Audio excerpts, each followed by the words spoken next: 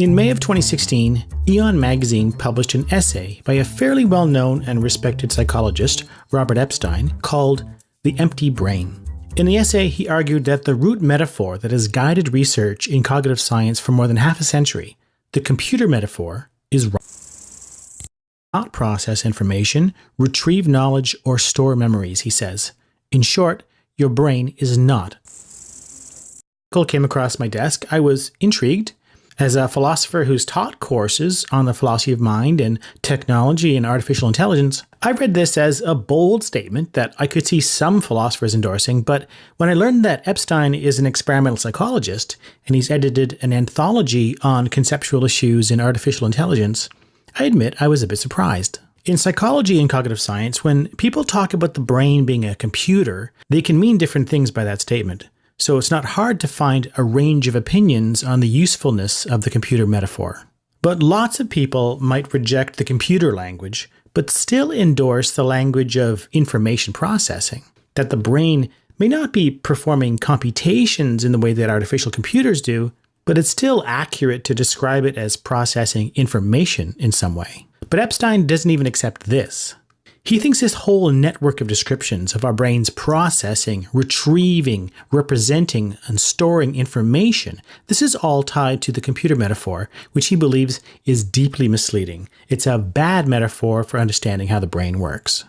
Well, over the next few days and weeks, the science blogosphere and internet magazines lit up over this article, and quite a few response articles were written. Most of them were critical, but some were cautiously supportive. Yes, your brain certainly is a computer.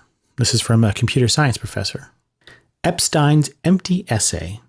This author called it a badly misguided essay with a flawed argument that, quote, triggered his rage. The comment section for the article itself in Aeon magazine was mostly critical, with over 400 comments at the time that I grabbed this screenshot. But there was quite a bit of interesting disagreement about what exactly was wrong with Epstein's reasoning.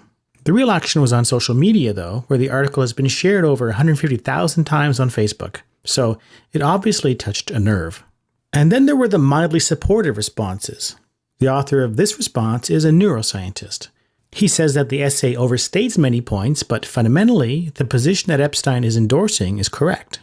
So I'm looking at these responses and thinking to myself, I can't imagine this debate has made its way too far into the general public. But I also can't imagine how the average person coming across this story would even start to assess it. And then I thought, well, maybe there's an opportunity here to use this debate as a framing device for a video course on the science and philosophy of minds, brains, computers, and artificial intelligence. A course that doesn't presuppose any science or philosophy, that is accessible to any reasonably intelligent layperson, but that opens up a debate that has enormous implications for society. One with the potential to fundamentally alter how we understand what it means to be human. Is your brain a computer? What do people mean when they say this? What would it mean for it to be true? Why do so many scientists believe it is true? What are the implications of this view for our understanding of what a mind is and what it means to be a conscious thinking being? Could an artificial being, like a robot,